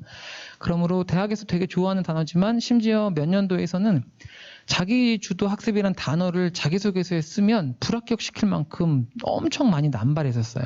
하지만 그럼에도 불구하고 자기주도 학습이 그렇게 끈질기게 남아있고 중요하다고 판단되는 이유는 내가 스스로 만든 물음표를 나의 힘으로 내가 느낌표로 바꾸는 과정이 학생의 학업 역량, 발전 가능성 전부 다 포함된다고 보기 때문입니다. 그러므로 어떤 호기심을 가지고 지적인 호기심을 풀어헤치기 위해서 학교에 노력했는지, 그 호기심은 어디부터 왔는지 등등등을 파악하려면 학교 활동을 잘하는 게 중요하고요. 지적 호기심을 풀 수 있는 혼자 풀 수 있는 가장 현명하고 가장 편하고 가장 좋은 방법은 독서입니다. 그리고 독서에서 얻은 힘을 가지고 학교 선생님과 수업 시간에 어떻게 핑퐁을 할 건지가 바탕이 되어 있으면 더 좋을 것 같습니다. 내신 성적은 사실 12번 시험 보는데요. 수시 기준으로 보자면 3학년 2학기는 반영이 안 됩니다. 총 10개의 시험이 남아있는데 2학년 1학기 중간고사가 되게 아이들에게는 힘들었을 수도 있습니다. 특히 지금 2학년 아이들에게는. 근데 이것 또한 학교도 마찬가지입니다. 학교는 물론 고3이 한 번 있었긴 했지만 2015 개정 교육과정에서 선택과목상 편제되어 있어서 나오는 아이들의 첫 시험이거든요. 그러므로 선택과목에 만들어진 과목들의 선생님들은 2학년 1학기 중간고사의 난이도를 맞출 생각을 하지 않고 시험 문제를 내셨을 거예요. 맞출 수가 없습니다. 얘네들이 얼마큼 똑똑하고 멍청한지 모르기 때문에 일단 시험 봐봐야지 결과를 알거든요. 그 난이도를 언제 맞출까요? 기말 때 맞추겠죠. 너무 정석처럼 알려져 있는 얘기는 등급을 되게 잘 등급이 나오게끔 시험 문제를 출제하는 것이 교사의 역량이다라고 할 만큼 등급을 표준 편차가 어떻게 잘, 정규 분표도 어떻게 잘 예쁘게 만들어지느냐가 되게 중요한 거라서, 그래서 선생님들은 너무 정석처럼 중간이 쉬웠으면 기말이 어려워지고 중간이 어려웠으면 중간이 쉬워집니다. 근데 이건 사실 학생들 스스로는 중간고사 때 공부를 해봤어야지 알아요. 그 과목이 쉬웠는지 어려웠는지는 모릅니다. 그냥 친구들이 야 이거 왜 이렇게 어려워? 어려웠어? 공부를 안 했으면 몰라요. 아 맞아 어려웠어. 야 이거 왜 이렇게 쉬웠냐? 야 진짜 쉬웠어. 이걸 할 수 있거든요. 그러므로 사실은 2학년 1학기 중간고사는 그냥 기말을 위해 지나가는 시험으로 생각하면 됩니다. 그래서 학기 말 성적이 나오는 이유도 그것 때문이거든요. 그러므로 지금 많은 학생들이 성적이 잘 나왔건 못 나왔건 10번 수시 기준으로 10번 시험 중에 딱 반 봤습니다. 앞으로 반 남았으니까 반 남은 시험을 어떻게 잘 보느냐에 따라서 학생의 합불이 나뉠 수 있을 것 같거든요. 대학에서는 5명 아이 중에 누굴 제일 좋아할까요? 일단 C를 제일 싫어할 것 같긴 해요. 네, C를 제일 싫어할 것 같긴 하죠. D나 E는 큰 차이가 없습니다. 평균 되면 똑같으니까. 그냥 기복이 있었다 뿐이지 평균 되면 똑같거든요. 보통 학생회장을 하는 아이들은 보통 E입니다. E. 성적이 좋았다가 떨어졌다가 학생회장 그만두면 다시 올라가기 시작하죠. A냐 B냐가 중요한데 딱히 이렇다라고 말씀드려서 없지만 좀 이해하기 쉬운 예를 설명드리면 A 학생이 3등급이었어요. 1학년 때부터 3학년 때까지 333333333 대학에 입학하려고 원서를 냈습니다. B 학생은 65432 원서를 냈어요. 그럼 평균은 3 비슷할 것 같거든요. 그럼 대학은 누굴 선발할 것 같아요? A일 수도 있고 B일 수도 있습니다. 근데 정성적으로 평가하자면 3등급 받은 아이 정말 공부 열심히 했구나. 근데 너는 3년 내내 결석도 한 번 안 하고 3년 개근인 3등급이면 아마 대학에 와서도 3등급 정도겠구나 라고 평가할 수 있죠. 근데 그렇지 않으면 더 올라갈 수 있겠구나 발전 가능성을 볼 수도 있습니다. 그러므로 성적이 조금 낮다고 좌절할 게 아니고요. 특히 제가 상담하면서 가장 가슴 아픈 아이들은 저한테 정말 어두운 목소리와 어두운 표정으로 선생님 저 정시 준비할까요? 이 아이들이에요. 네. 근데 아까도 말씀드렸지만 정시를 내신 성적과 정시를 따로 준비할 수 있는 아이들은 1, 2등급 아이들입니다. 3등급 밑에부터는 그게 그 공부예요. 정시 공부가 수시 공부고 내신 공부가 수능 공부예요. 그러므로 공부를 하는 것이 중요하겠죠. 제가 이게 지금 타이머를 맞춰놓고 있는데 시간이 정말 이렇게 빨리 가나요? 저만 빨리 가는 건가요, 지금 시간이? 시험은 도대체 무슨 의미인가요? 2009년도에 되게 잘 만들어진 웰메이드 됐다고 만들어진 비문학 지문이 있습니다. 인간이랑 기계랑 일을 시켜놨더니 인간은 게을러 터져가지고 일을 안 해요. 안 하다가 마감 시간에 맞춰서 일을 합니다. 그러면 중간 마감을 주면 하지 않겠냐? 중간 마감을 줬더니 중간 마감은 똑같아요. 안 하다가 하고 안 하다가 안 하다가 합니다. 똑같아요. 이게 정말 잘 만들어진 시험 문제라 이거를 논술 문제로 바꿀 수도 있고요. 구술 문제로 바꿀 수도 있습니다. 근데 학생들은 시험은 이것만 시험이라고 생각해요. 중간고사와 기말고사만. 근데 시대가 정말 많이 바뀌어서 실제 수업 시간에 선생님들은 세분녀 특기사항의 기록을 위해서라도 이런 활동들을 수업 시간에 하십니다. 발표 잘 안 하려고 하죠. 수업 시간에 발표해야 돼요. 그리고 이런 활동들이 시험의 일부인 것을 알고 있어야 되고요. 물론 학생들은 지금 이미 인지를 하고 있습니다. 그러므로 이 시험도 시험이고 이 시험도 시험이고 이 시험도 시험입니다. 어머님들 같은 경우에 보호자님 같은 경우에는 야, 너 중간고사 성적이 이래가지고 되겠니? 이 말씀은 제발 안 하셨으면 좋겠습니다. 저는 개인적으로 기말고사 성적이 안 이랬으면 제가 부탁드릴게요, 어머님. 이것도 시험, 이것도 시험이고 이것도 시험이기 때문에 학생들은 사실 공부를 하고 있는 아이들일 경우엔 더더욱 더 큰 스트레스예요. 시험도 시험대로 봐야 되고 옛날에는 수업 시간에 조금 딴짓해야 되는데 수업도 시험이에요. 계속 시험만 보는 거예요. 계속. 얼마나 괴롭겠어요. 이런 것들이 다 기록이 되어 있어야 되고 세특의 기록은 학습의 과정이라고 생각하시면 되고요.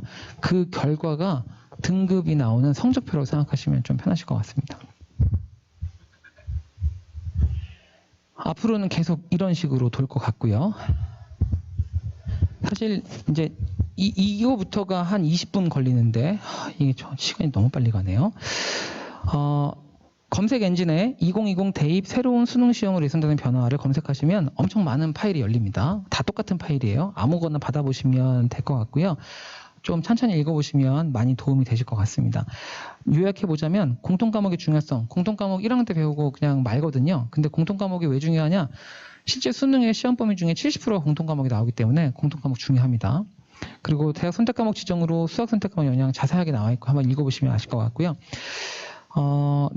연계율 축소는 뭐 전에부터 공지가 되어 있는 상태라 아마 알고 있을 거라고 봅니다. 이것도 자료를 드리겠습니다. 편하게 읽어보시면 되겠고요. 얘는 먼 얘기긴 한데 한번 알아는 두시면 좋을 것 같아서 일단 넣어놓긴 했습니다. 개정교육과정이 일부 바뀔 것 같고요. 지금 2, 4년도에 대학에 가면 너무 좋을 것 같은데 초면에 정말 죄송합니다. 혹시 재수나 군대 갔다 와서 다시 도전할 경우에는 좀 어려울 수 있다를 알려드리려고 적어놨습니다. 코로나19 상황에 따라서 학교의 생활과 그리고 학생들의 평가가 정말 너무 많이 달라지고 있고 큰 변화가 있을 수 있습니다. 그 중에 하나가 평가인데요. 일반적이면 1학기, 2학기 동일하게 중간기말 사이에 엄청 수행평가 많이 합니다. 엄청 많이 하거든요. 일반적이면 많이 하는데 지금은 비대면 수업이 이루어지는 판국이라 못하거든요. 근데 지금 고2를 보자면 작년에도 올해도 비교과 활동을 거의 하지 못했습니다. 봉사활동 같은 경우도 가고 싶지만 받는 곳이 없고 제가 근무하고 있는 곳은 매년마다 소록도로 한센병 환자들이 있는 소록도로 매년마다 갔었거든요. 근데 지금 못 간 지가 2년 됐습니다. 오지 말라고 어딜 들어오냐고 막았는데 어찌됐건 비교과 활동 거의 못하게 되고요. 만약에 내년 3월 달부터 비교과 활동이 이루어진다고 본다면 3학년 1학기 잠깐 할 수 있는데 이게 얼마만큼 힘이 있을지는 가능하기 힘듭니다. 근데 중요한 건 교육부의 방침은 2학기 전면 등교한다고 합니다. 2학기 전면 등교하는 이유는 아주 간단합니다. 수도권 서울, 경기, 인천에 거의 절반 정도의 인구가 살고 있거든요. 2천만 명 조금 넘게. 제가 근무하고 있는 학교는 한 학년의 클래스가 15학급입니다. 그래서 한 학년이 420명쯤 되거든요. 저희도 교육부의 방침에 따라서 3분의 2 등교하고 있습니다. 3학년 460명, 1학년 420명, 교직원 150명, 다 등교하면 1000명이 넘어요. 근데 강원도는 평균적으로 고등학교 전교생의 수가 460명이랍니다. 그럼 그런 고등학교는 사실 우리 학교에 비해 훨씬 더 밀집도가 낮잖아요. 그럼 다 등교도 괜찮은 거예요. 근데 왜 등교 못하게 하죠? 이유는 간단해요. 이 서울, 인천, 경기의 인원이 너무 많기 때문입니다. 서울, 인천, 경기만 결심을 하면 등교하게 해주거든요. 교육부의 방침은 3분의 2 등교는 지켜요. 왜 지키느냐? 고3과 교직원이 백신을 다 맞으면 3분의 2 남잖아요. 걔는 그냥 등교하는 거예요. 백신 맞은 아이들이 있으니까. 그래서 2학기는 전면 등교가 될 것 같다고 거의 매일매일 기사가 쏟아져 나오고 있죠. 근데 중요한 건 이 말씀을 왜 드렸냐면 2학기에 전면 등교를 하기 시작하면 학생들 입장에서는 준비가 안 된 상태로 8시 10분, 8시 반부터 1교시 시작을 해야 돼요. 그러므로 지금부터라도 너무 일반적인 얘기를 드리는 게 아니라 지금부터라도 아침에 혹시 보호자분께서 같이 있게 되면 어떻게든 의자에 앉혀서 실시간이건 영상 녹화건 볼 수 있게 해주셔야 됩니다. 그게 2학기 전면 등교를 위한 준비이기도 해요. 대일고등학교가 실시간을 얼마큼 하고 있는지는 저는 알 수 없습니다만 실시간 수업이 어떤 거냐? 사실 부모님들은 잘 모르실 수 있거든요. 학교의 방침이 아니라 교육부의 방침은 영상을 녹화해서 올리는 수업에선 평가 못하게 돼 있습니다. 그러니까 영상을 제가 녹화합니다. 수업을 이거 하고 여기 QR코드 보이지? 찍어서 인터넷에 달면 된다. 이렇게 못하게 돼 있어요. 왜냐하면 인터넷 달면 된다를 제가 제 눈으로 확인하지 못하는 경우니까 그 학생이 올리는 건지 부모님이 보호자 올리는 건지 모르거든요. 평가 못하게 돼 있습니다. 그래서 평가는 실시간 수업에서 할 수 있어요. 너 이거 뭐였어? 대답 못했어? 그래. 세특에 적을게. 기다려봐. 적을 수 있습니다. 그래서 학교에서는 교사는 너무 편해요. 교사는 왜냐면 대면 수업 때 평가를 물지 않아도 되거든요. 그냥 비대면 수업 때 평가할 수 있으면 교사는 편합니다. 근데 사실 학생을 위한다면 실시간 수업이 얼만큼 학생한테 이로울지는 미지수긴 합니다. 녹화로 하는 영상들의 가장 큰 장점은 정기고사 이전에 돌려볼 수 있습니다. 아이들이. 정기고사 전에 직전에 다시 볼 수 있거든요. 여러 가지가 있습니다. 어찌됐건 영상이 올라가는 거건 실시간이건 일단 2학기 전면 등교 전에 지금부터라도 하루라도 빨리 아이들에게 체력적으로 잘 안배를 하고 습관이 들 수 있게 만들어 주시는 것이 사실 지금 시점에선 보호자의 가장 큰 역할이 아닌가 싶습니다. 진로지나 정보를 여러 군데서 알아볼 수 있는데 궁금해 하실 것 같아요. 어머님들께서, 부모님들께서 궁금해 하실 것 같은데 보통 크게는 3가지로 볼 수 있습니다. 대학 공개 자료와 교육청과 학교 자체 자료. 근데 가장 신뢰가 높은 것은 맨 밑에 있는 학교 자체 자료고요. 대학 공개 자료는 각 대학 입학처에 올라가 있습니다. 공개하게 돼 있으니까. 교육청 자료는 교육청의 프로그램을 볼 수 있고 이거는 학교에서 안내가 될 겁니다. 학교 자체적으로는 이런 식으로 예를 들어드리면 이런 식으로 정리가 되어 있을 겁니다. 그리고 이 단위 학교에서 학생을 보낸 데이터가 가장 정확하다고 볼 수 있고요. 각각 입학처에 선행학습 역량평가 보고서라는 파일을 검색해서 확인해 보시면 선행학습 역량평가 보고서가 어떤 거냐? 우리 대학에서는 선행학습한 아이들을 뽑지 않게끔 저희가 잘 하고 있습니다. 전년도에도 이렇게 했어요. 보이시죠?를 쉽게 말씀드리면 그렇게 하는 거예요. 그러므로 면접 문항까지도 다 공개가 되어 있고요. 답안까지도 다 공개가 되어 있습니다. 요거를 잘 보시면 좀 도움이 될 것 같고요. 땡땡 대학교 입학처에 자료실에 보시면 보통 있습니다. 혹은 돋보기에다가 선행학습 역량평가 보고서 혹은 선행학습만 쳐도 나오게 되어 있습니다. 서울대에 아로리라고 있는데 이것도 안내는 하고 있습니다만 서울대학교가 기준이 될 수는 없습니다만 서울대학교에서 선택 과목이나 학생부 종합전형에서 정말 이해가 잘 되게끔 자료를 계속 꾸준히 올려주고 있습니다. 그것도 참고해 보시면 좋을 것 같고요. 시도교육청에 진로진학센터가 있습니다. 서울시도 있고 각 시도교육청별로 자세하게 자료를 계속 업데이트하고 있습니다. 그것도 참고해 보시면 좋을 것 같고요. 대학 알림이라는 사이트가 있습니다. 대학 알림이 검색하시면 이렇게 나오고요. 자세하게 시간 나실 때 좀 보시면 더 좋을 것 같고요. 대학 어디가라는 사이트도 있습니다. 그리고 커리어넷에 진로 상담 신청하실 수 있습니다. 이렇게 하시면 현재 교사가 이렇게 답을 달아주게 됩니다. 제가 조금 빨리 진행을 했습니다. 제가 제가 예상한 시간 10분 남겨놓고 마쳤는데요. 질문이 있으시면 어머님, 네, 보호자님께서 질문이 있으시면 질문해 주시면 제가 알고 있는 범위 내에서 답을 드리도록 하겠습니다.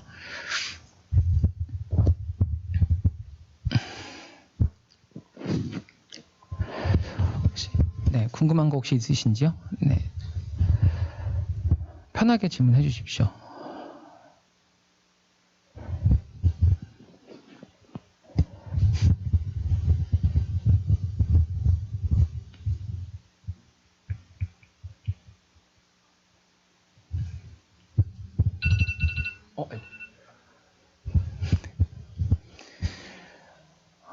보통 제가 수업 시간에 질문이 없으면 항상 하는 얘기는 종치고 2분 뒤에 끝낸다. 질문이 없어도 질문해라 라고 얘기하는데 질문이 없으시네요.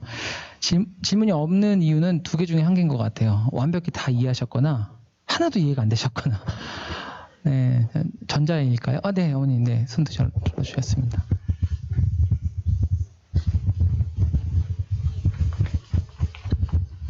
네, 선생님 좋은 강의 잘 들었습니다. 고2다 보니까 1학년 때 코로나로 굉장히 힘든 시기를 지나고 이제는 바로 고3을 또 준비해야 되는데요. 굉장히 부모로서 책임감도 느끼지만 너무 많은 걸 몰랐습니다. 그래서 감사드리고 세특을 보니까 1학년 때 그렇게 썩 좋은 내용을 많이 못 받았더라고요, 우리 아이가. 근데 이게 세특도 내신처럼 이렇게 1학년 거보다는 3학년 거 위주로 본다든지 뭐 이런 기준이 있나요? 사실 제가 속 시원히 답변은 제가 못 해드리고요. 대학마다 차이가 있기 때문인데 어떤 대학은 3학년 1학기 위주로 보는 대학도 있다고 들었습니다. 그리고 어떤 대학은 1, 2, 3학년에 연이어서 심화되는 과목들 위주로 본다는 얘기도 있습니다. 그리고 어떤 대학은 1학년 아이들은 사실 1학년 1학기 정도는 아이들이 적응하는 시간이기 때문에 1학기 세특보다는 1학기와 2학기의 성적 폭을 보고 그 세특이 얼만큼 심화됐는지를 예를 들어 1학년 문학에 이 아이가 5등급인데 1학년 2학기 때 2등급이었으면 그것의 세특의 깊이가 얼만큼 깊어졌는지를 판단해 본다는 대학도 있거든요. 어머니께서 궁금하신 게 아마 지금부터 제가 드리는 말씀일 텐데요. 1년 예를 한 개 들어드리면 2.1의 등급의 아이가 있습니다. 세특이 있고요. 어떤 아이는 3.3의 아이가 있습니다. 세특이 있죠. 그럼 일반적으로 대학에서는 3.3보다는 2.1을 뽑고 싶어 할 거잖아요. 근데 두 아이가 다른 고등학교에 왔었을 거니까 두 개를 비교해 봤더니 세특의 내용이 2.1보다는 3.3이 훨씬 더 내용이 좋고 심화되어 있습니다. 그럼 대학은 누굴 뽑게 될까요? 네. 그러므로 세특은 사실 어머님께서 보시기에는 부족할 수 있을지 모르겠습니다. 하지만 대학에서 볼 때는 전반적으로 3년간의 거를 다 볼 수 있기 때문에, 그리고 지원 동기라든지 자기소개서 말씀드린 것처럼 중요하다 말씀드렸잖아요. 자기소개서나 여러 가지 활동들을 보고 이 아이를 종합적으로 판단하기 때문에 그냥 지나칠 수 있는 세특의 힘이 굉장히 클 수 있습니다. 그래서 지금부터는 지나간 세특, 제가 항상 학생들에게도 똑같이 얘기하는 겁니다. 생기부에 이미 적혀 있는 내용은 한 개도 고칠 수 없습니다. 앞으로 적을 내용에 집중하시는 것이 더 좋지 않을까라고 생각합니다. 어머니 또 다른 어머니 질문 주시면. 감사합니다. 네, 감사합니다.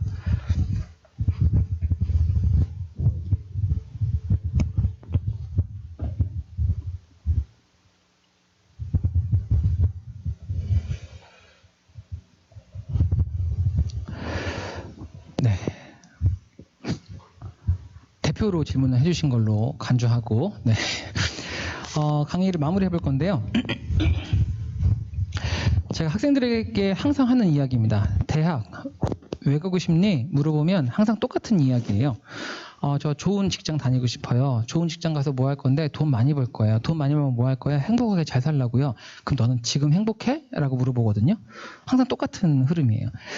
대학 중요합니다. 학생들은 제가 강의를 하거나 다른 고등학교에 가서 오늘처럼 특강을 하게 되면 보호자님 분들의 표정이나 이런 것들을 읽어내 봐도 너무 괴로워요, 저도. 그리고 제가 정말 힘든 상담들은 정말 열심히 하는 아이가 더 열심히 하려고 상담을 하는데, 제가 해줄 수 있는 얘기는 좀 더 열심히 해라밖에 없어서 저도 많이 힘들고 괴롭거든요. 대학이 아이들에게 어떤 의미인지 어머님 세대와는 너무 다르다고 저는 확신합니다. 학생들에게 대학이 어떤 의미인지를 한 번 더 알아볼 수 있는 시간을 주는 건 되게 중요할 것 같습니다. 송파구에 뭐가 있을까요? 제이롯데월드 잠실 주경기장 있잖아요. 1대1 비교는 조금 어려울 수 있습니다만 송파구와 미국의 스탠포드 대학은 크기가 똑같습니다. 근데 우리 아이들은 서울에 이 점 같은 대학 다니려고 이렇게 힘들게 공부하고 노력합니다. 오늘 하루만이라도 어머님, 아버님들 댁내에 돌아가셔서 보통의 일반적이면 오늘 같은 날, 야, 내가 학교에서 이거 듣고 왔는데 너 큰일 났어. 어떻게 할 거야 이제? 이러지 마시고, 야, 많이 힘들었지. 엄마가 잘 몰랐어. 너 정말 힘들게 공부하더라. 오늘은 그냥 너 하고 싶은 거 해. 내일부터 열심히 해보자. 라고 다독여주고 보듬어주고 안아주시면 너무 좋을 것 같습니다.